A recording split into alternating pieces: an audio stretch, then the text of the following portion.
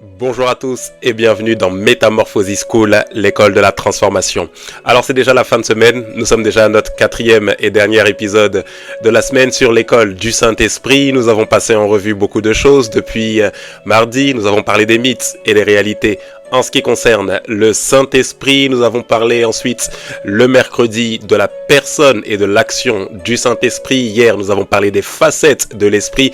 Et aujourd'hui, comme pour clôturer cette première semaine de l'école du Saint-Esprit, nous allons voir les emblèmes du Saint-Esprit.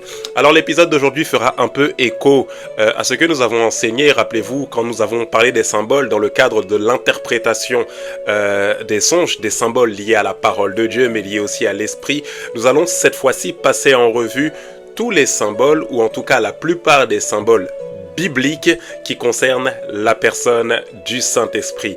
Avant de terminer cette semaine, de rentrer dans le vif du sujet, bien évidemment, nous allons prendre le temps de prier. Alors de là où tu es, incline simplement la tête. Avec moi, rends simplement grâce à Dieu pour ces instants. Père de grâce, nous te disons merci.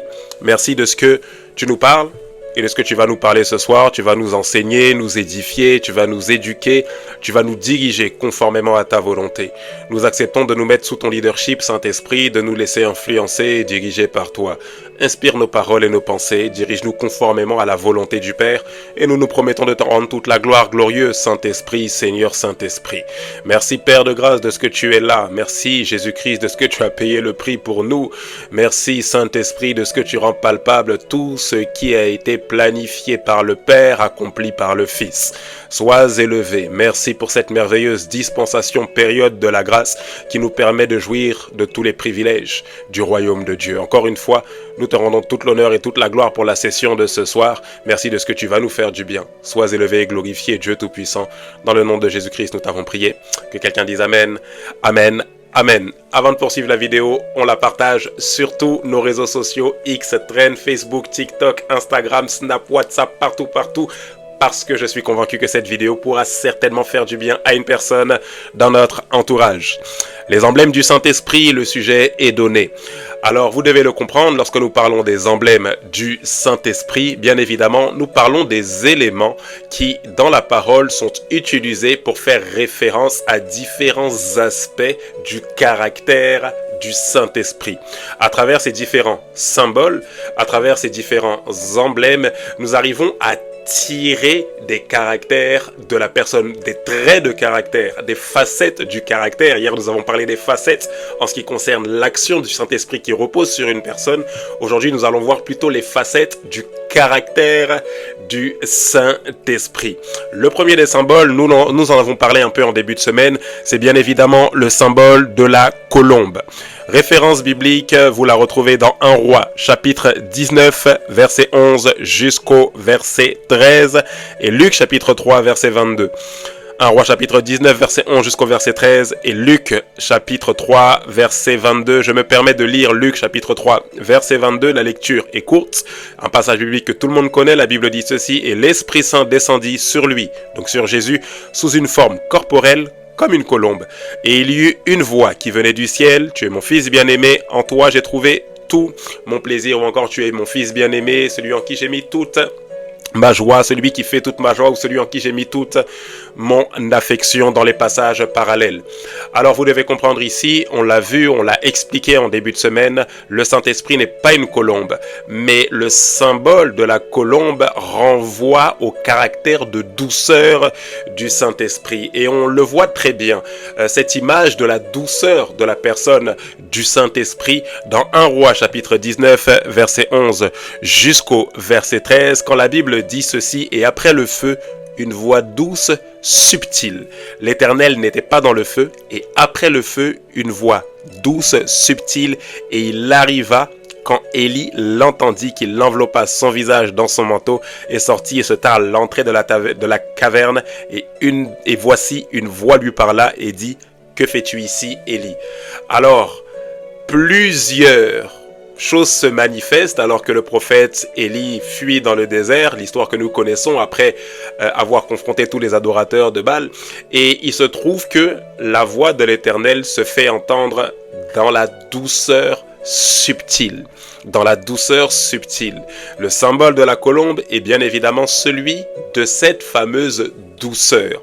Alors lorsque vous voyez que la manière avec laquelle le Saint-Esprit descend sur Jésus sous la forme d'une colombe, c'est pour symboliser que l'une des manières les plus fréquentes d'ailleurs avec laquelle Dieu se manifeste, c'est bien évidemment la douceur. Lorsque le Saint-Esprit vous parle, il ne vient pas pour s'imposer ou pour vous forcer, mais il vient, comme certains aiment le dire, à l'image de Benny Hinn, il vient comme un gentleman, il vient avec une voix douce pour vous conduire, rentrer comme dans une forme d'intimité profonde avec vous pour que délibérément vous choisissiez de le suivre. Voilà pourquoi il est symbolisé ici par la douceur de la colombe. Le symbole de la colombe ou l'emblème de la colombe renvoie directement au caractère de douceur de la personne du Saint-Esprit. Le deuxième symbole ou le deuxième emblème, c'est bien évidemment celui de l'eau. Et vous pouvez noter que l'eau symbolise des niveaux rattachés notamment à notre intimité avec Dieu. Lorsqu'on parle de l'eau qui symbolise le Saint-Esprit, il y a plusieurs références bibliques que nous allons citer, que vous prendrez aussi le temps de lire à la maison. Mais lorsqu'on parle de l'eau, voilà pourquoi la Bible nous demande d'être rempli du Saint-Esprit, comme s'il y avait un liquide qui nous remplissait. Lorsque nous parlons de l'eau, nous parlons très souvent de différents niveaux en ce qui concerne notre relation, notre intimité avec la personne du Saint-Esprit. Et le livre d'Ézéchiel, chapitre 47, verset 1 jusqu'au verset 12, l'explique très bien. Nous reviendrons sur ce passage lorsque nous serons à l'école de la prière, lorsque nous ferons une école sur la prière et nous prendrons le temps de bien développer les différentes parties de ce livre, de ce passage, notamment d'Ézéchiel qui parle des différents niveaux, comme si plus Ézéchiel s'avance, plus l'eau monte au niveau de son corps et plus il passe à un autre niveau, à un autre palier en ce qui concerne l'intimité. La Bible dit ceci dans Jean chapitre 3, verset 33 jusqu'au verset 34, celui qui a reçu son témoignage a certifié que Dieu est vrai, car celui que Dieu a envoyé dit les paroles de Dieu, parce que Dieu ne lui donne pas l'esprit avec mesure, en parlant de Jésus qui avait reçu l'esprit sans mesure.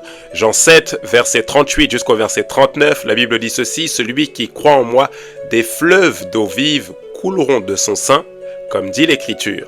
Il dit cela de l'esprit que devaient recevoir ceux qui croiraient en lui, car l'Esprit n'était pas encore venu parce que Jésus n'avait pas encore été glorifié. Il dit ceci, celui qui croit en moi, des fleuves d'eau vive couleront de son sein, comme dit l'Écriture. On voit les fleuves d'eau vive qui renvoient directement, comme l'explique ici l'apôtre Jean, à la personne du Saint-Esprit. Lorsque Christ sera glorifié, lorsque Christ monte auprès du Père, il envoie le Saint-Esprit et ce Saint-Esprit envoyé se manifeste où Jésus dit des fleuves d'eau vive comme pour représenter la manifestation de l'Esprit qui agit à travers ceux qui placent leur confiance en la personne de Christ. Un troisième symbole qui est commun à tous, que tout le monde connaît, c'est bien évidemment le symbole du feu. Le symbole du feu qui a plusieurs significations. Vous voyez, aujourd'hui, je vais passer en revue les différents symboles du Saint-Esprit pour nous emmener à tout simplement les connaître. Bien évidemment, je pense que la liste n'est pas exhaustive pour la simple et bonne raison que notre Dieu est infini et illimité. Il est possible que le Saint-Esprit puisse encore avoir d'autres symboles ou d'autres emblèmes qui caractérisent sa personne. Mais ici, l'un des symboles, le troisième symbole plutôt, c'est celui du feu. Luc chapitre 3 verset 16 jusqu'au verset 17, la Bible dit ceci, « Il leur dit à tous, moi je vous baptise d'eau, mais il vient celui qui est plus puissant que moi, et je ne suis pas digne de délier la courroie de ses souliers, lui il vous baptisera du Saint-Esprit et de feu. Il a son vent à la main, il nettoiera son aire et il amassera le blé dans son grenier, mais il brûlera la paille dans un feu qui ne s'éteint point. » Actes chapitre 2, verset 4, la Bible dit ceci, « Des langues semblables à des langues de feu leur apparurent, séparées les unes des autres, et se posèrent sur chacun d'eux, et ils furent tous remplis du Saint-Esprit, et se mirent à parler en d'autres langues, selon que l'Esprit leur donnait de s'exprimer ou encore de manifester. » Alors dans le passage de Luc chapitre 3, verset 16 jusqu'au verset 17, le passage parallèle, c'est Matthieu chapitre 4, lorsque Jésus annonce le chemin de la repentance, ou annonce celui qui vient pour sauver, annonce la venue de Christ lorsqu'il dit « Repentez-vous ». Faites-vous baptiser pour montrer que vous avez changé votre vie. Il fait les déclarations suivantes en disant que celui qui vient après lui baptisera du Saint-Esprit et de feu. Alors il existe bien évidemment plusieurs interprétations ou différentes interprétations en ce qui concerne ce passage. Il n'en existe pas une seule. Pourquoi? Parce que le feu a plusieurs vertus. Et dans la perspective de la pensée biblique, le feu a également plusieurs vertus. Alors lorsqu'on parle du feu qui concerne le Saint-Esprit, ça peut symboliser à la fois la purification. Lorsque le Saint-Esprit vient comme un feu, il vient pour purifier. Lorsque le Saint-Esprit vient comme un feu, il vient aussi pour nous alimenter, comme si le Saint-Esprit vient pour nous rendre davantage zélés. Voilà pourquoi le jour de la Pentecôte, des langues semblables à des langues de feu se posèrent sur chacun d'eux.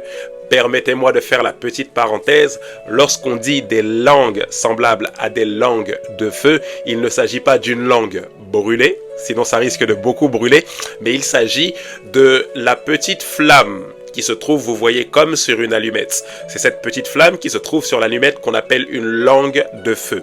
Alors ces langues semblables à des langues de feu se sont posées sur les disciples, pas sur leur langue, mais sur leur tête, sur chacun d'eux, et ils se sont mis cette fois-ci à parler en d'autres langues. Là, nous parlons bien évidemment de la langue. Je ferme la petite parenthèse. Alors ce feu est venu comme les zélés. Ce feu est venu comme les embrasés. C'est la raison pour laquelle, une fois que la prière en langue s'est terminée, Pierre est automatiquement descendu parmi la foule pour annoncer que ce qui est en train de se passer, c'est ce que le prophète Joël avait prophétisé. Et maintenant, je vous le dis, faites-vous baptiser au nom de Jésus afin de recevoir le don de l'Esprit, le pardon de vos péchés. Il annonce la bonne nouvelle avec zèle. Eux qui étaient effrayés parce qu'ils étaient en proie à la persécution, en proie à la calomnie, parce qu'on les accusait d'avoir caché le corps du maître, ils se retrouvent dans cette chambre en haut. Pas parce qu'ils avaient envie de passer un temps d'adoration, mais ils sont montés dans cette chambre comme pour se cacher. Et se cachant, ils étaient en train de prier. Ils ont dit, voilà, on va attendre ce que le Père a promis. Ils se mettent à prier. Automatiquement, le feu de l'Esprit descend et boum, un zèle les anime. Mais le feu symbolise également le jugement. Voilà pourquoi Jean-Baptiste le dit dans le passage que nous avons lu, que lorsque le Seigneur viendra, il séparera le grain de blé de la paille. Il amassera le grain dans le grenier, c'est-à-dire dans le paradis, et la paille, c'est-à-dire tous ceux qui ont refusé de placer leur confiance en lui, il la brûlera, la jettera dans le feu. Dans ce sens que là, lorsqu'on parle du baptême de feu, on ne fait plus référence au feu qui allume comme un zèle dans notre cœur, mais on fait référence à un jugement qui s'abat sur tous ceux qui auront refusé de placer leur confiance en Jésus. Voici les différentes interprétations par rapport à ce symbole, cette symbolique ou cet emblème qu'est le feu. Ensuite, un autre symbole, c'est bien évidemment celui du vent. Vous pouvez noter que le vent symbolise l'orientation divine. On parlera de l'orientation divine justement la semaine prochaine lorsqu'on abordera le thème de la direction divine dans le cadre de l'école du Saint-Esprit. Donc symbole numéro 4, le vent qui symbolise l'orientation. Jean chapitre 3 verset 7 jusqu'au verset 8, la Bible dit ceci: ne t'étonne pas que je t'ai dit, il faut que vous naissiez de nouveau. Le vent souffle où il veut et tu entends le bruit, mais tu ne sais d'où il vient ni où il va. Il en est ainsi de tout homme qui est né de l'esprit. On voit également le vent qui se manifeste dans Actes chapitre 2 verset 1 jusqu'au verset 2, la Bible dit ceci: le jour de la Pentecôte, ils étaient tous ensemble dans le même lieu. Tout à coup, il vint du ciel un bruit comme celui d'un vent impétueux et il a rempli toute la maison où ils étaient assis. Symbole numéro 5, c'est le symbole de la nuée. La nuée ou encore du nuage pour que ce soit un peu plus clair pour vous. Et notez que le nuage symbolise la gloire de Dieu. Pour bien illustrer ce passage, pour bien illustrer ce symbole, on va lire une portion des Écritures que vous retrouvez dans 2 Chroniques, chapitre 5, verset 2 jusqu'au verset 14. De Chroniques 5, verset 2 jusqu'au verset 14. Ici, on parle de la nuée qui symbolise la gloire de Dieu. Donc, une manifestation tangible. C'est-à-dire, ici, c'est littéralement l'expression hébraïque qui est pas écrite dans les Écritures, mais qui fait partie du jargon, qui est le mot Shekinah, qui parle d'une manifestation tangible de Dieu. C'est comme si Dieu utilise quelque chose d'existant, quelque chose de matériel pour démontrer qu'il est là. Et l'un des symboles qu'il a utilisé sous l'Ancienne Alliance, dans l'Ancien Testament notamment, c'était bien évidemment cette nuée qui symbolisait que sa gloire était là. La Bible dit ceci, alors que nous sommes dans 2 Chroniques 5. Alors Salomon assembla à Jérusalem les anciens d'Israël et tous les chefs des tribus, les chefs de famille, des enfants d'Israël, pour transporter de la cité de David, qui est à Sion, l'arche de l'alliance de l'Éternel. Tous les hommes d'Israël se réunirent auprès du roi pour la fête, qui se célébra le 7e mois.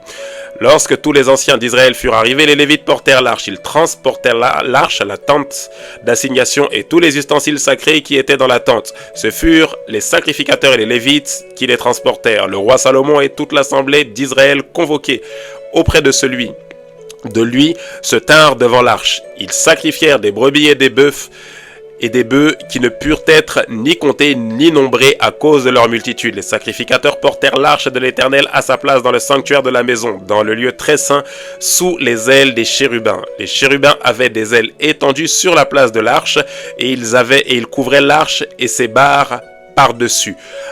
On avait donné aux barres une longueur telle que leur extrémité se voyait à distance de l'arche devant le sanctuaire, mais ne se voyait point du dehors. L'arche a été là jusqu'à ce jour. Il n'y avait dans l'arche que les 2 tablettes que Moïse y plaça en Horeb lorsque l'Éternel fit alliance avec les enfants d'Israël à leur sortie d'Égypte. Au moment où les sacrificateurs sortirent du lieu saint, car tous les sacrificateurs présents s'étaient sanctifiés sans observer l'ordre des classes, et tous les Lévites qui étaient chantres, Asaph, Éman, Yédoutoun, leurs fils et leurs frères revêtus de bissus, se tenaient à l'orient de l'autel avec des cymbales, des luttes et des harpes, et avaient auprès d'eux 120 sacrificateurs sonnant des trompettes. Et lorsque ceux qui sonnaient des trompettes et ceux qui chantaient s'unissaient d'un même accord, très intéressant, pour célébrer, pour louer l'Éternel, firent retentir les trompettes, les cymbales et les autres instruments et célébrèrent l'Éternel par ses paroles, car il est bon, car sa miséricorde dure à toujours. En ce moment, la maison de l'Éternel fut remplie d'une nuée. Les sacrificateurs ne purent y rester pour faire le service à cause de la nuée, car la gloire de l'Éternel remplissait la maison. Ici, nous avons clairement l'explication de ce nuage, de cette nuée qui symbolise la gloire de Dieu. Et on voit ici les différentes personnes qui sont de service, les différents membres de la tribu d'Israël, les sacrificateurs, qui ne pouvaient pas rester dans la pièce. Pourquoi ? Parce qu'il existe un certain niveau de gloire que la nature humaine, dans sa condition telle qu'elle, ne peut pas supporter. Rappelez-vous toujours que le manteau de péché que Adam a revêtu après avoir mangé le fruit de l'arbre de la connaissance du bien et du mal a enlevé le manteau de gloire. La gloire de Dieu ne peut pas habiter avec la chair pécheresse. Voilà pourquoi, pour que la gloire de Dieu vienne habiter en nous par le Saint-Esprit, il faut que Christ fasse écran. Symbole numéro 6, c'est le symbole du manteau, l'emblème du manteau. Notez que le manteau symbolise l'onction, ou encore le manteau symbolise le revêtement de l'onction, c'est-à-dire de la puissance de Dieu en action. Je répète, le revêtement symbolise l'onction ou encore la puissance de Dieu en action. C'est comme un revêtement, c'est-à-dire ce manteau de puissance de Dieu qui vient pour que je puisse accomplir une mission. C'est la raison pour laquelle, après ces 40 jours de jeûne, la Bible dit de Jésus qu'il partit revêtu de la puissance de l'Esprit. Il est d'abord rempli et conduit par l'Esprit dans le désert, là où il est tenté. Il sort des tentations et il est revêtu de la puissance de l'Esprit et il retourne en Galilée et à cause de ses œuvres, bien évidemment, sa renommée se répand. Au début, il est rempli, conduit, tenté, il sort des tentations, il est revêtu de la puissance, boum, son ministère commence, sa renommée se répand. Il est revêtu comme si un manteau. L'Esprit du Seigneur est sur moi parce qu'il m'a oint pour annoncer une bonne nouvelle aux pauvres. Un manteau le revêt pour qu'il aille accomplir une mission. Le revêtement où le manteau symbolise le revêtement de l'onction de la puissance manifeste de l'Esprit de Dieu. Vous avez également une deuxième référence biblique pour le revêtement que vous retrouvez dans 1 Roi, chapitre 19, du verset 19 jusqu'au verset 21. Symbole numéro 7, c'est le symbole de l'huile, un symbole que tout le monde connaît, l'huile qui symbolise bien évidemment le fait d'oindre une personne, c'est-à-dire de conférer, de donner l'onction à une personne. 1 Samuel chapitre 16, verset 13, la Bible dit ceci: Samuel prit la corne d'huile et l'oignit, en parlant du roi David, au milieu de ses frères, et l'Esprit saisit David à partir de ce jour et dans la suite. Alors ici, on voit l'action de Samuel qui prend la corne, le prophète Samuel qui prend la corne pour oindre le roi David, David qui reçoit l'onction royale à cet instant précis, et à partir de ce jour où il reçoit, où l'onction royale lui est conférée, l'Esprit se saisit de lui. L'Esprit vient sur lui et l'Esprit reste sur lui et dans la suite, comme la parole de Dieu le déclare. Nous sommes dans 1 Samuel chapitre 16, verset 13. Huitième symbole, c'est le symbole du sceau. La Bible dit ceci, 2 Corinthiens chapitre 1, verset 21 jusqu'au verset 22. Et celui qui nous a fermis avec vous en Christ et qui nous a oint, c'est Dieu, lequel nous a aussi marqués d'un sceau et a mis dans nos cœurs les arts de l'esprit. Notez que le sceau, S-C-E-A-U, le sceau symbolise la conclusion d'un contrat. C'est comme un signe de propriété. Alors lorsqu'on parle du sceau, dans le cadre du symbole ou de l'emblème du Saint-Esprit, ça fait tout simplement référence à la sécurité de notre salut. Nous sommes marqués par le sceau de Dieu. Et ce sceau qui est marqué atteste que nous sommes réellement sauvés.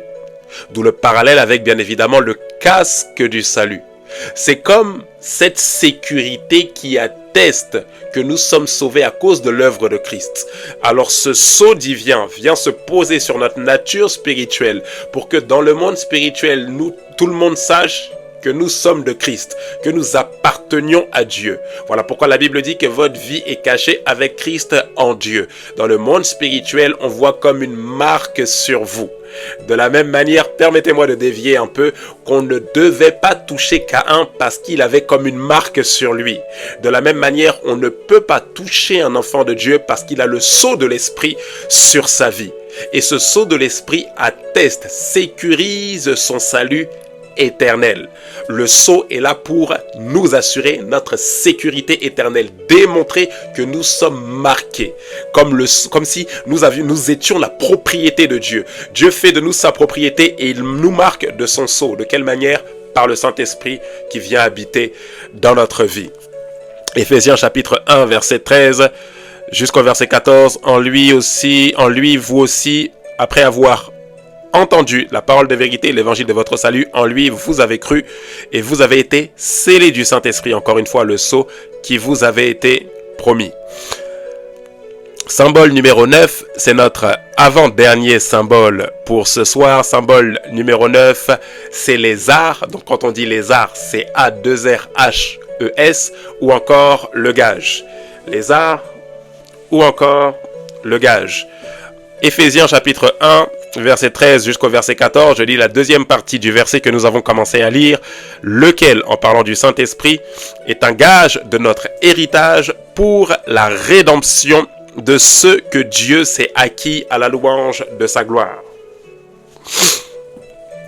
Alors, on voit ici que le symbole du Saint-Esprit qui nous est donné, ou l'emblème du Saint-Esprit qui nous est donné, c'est celui du gage ou encore des arts.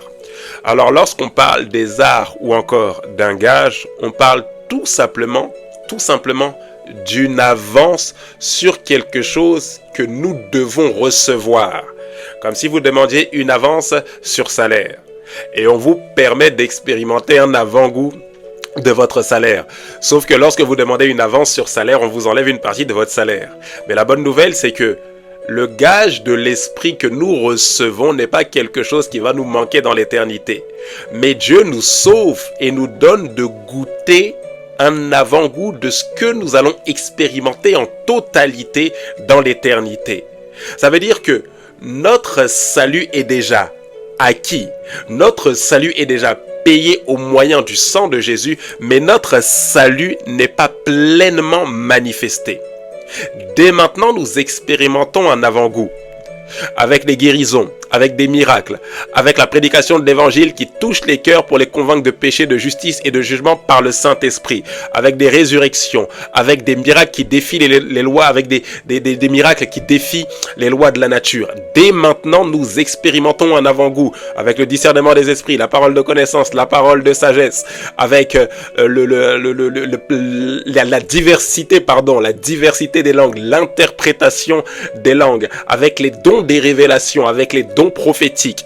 Dès maintenant, nous expérimentons comme un avant-goût du ciel, dès maintenant sur la terre. Dès maintenant, nous expérimentons pour certains une forme de prospérité divine, une prospérité financière qui est palpable, parce que nous sommes déjà bénis de toutes sortes de bénédictions dans les lieux célestes. Dans le ciel, nous sommes assis en Christ, dans les lieux célestes, et sur la terre, nous expérimentons un avant-goût de notre règne éternel. C'est de ça qu'on parle lorsqu'on parle des gages. Dès maintenant, vous goûtez une portion de ce que vous allez expérimenter en totalité dans l'éternité. C'est comme si Dieu atteste en vous donnant un gage, en vous donnant des arts. Il atteste que votre salut en Christ est véritable. De quelle manière? Par les manifestations de l'Esprit, les actions, les œuvres de l'Esprit dès maintenant à travers votre vie.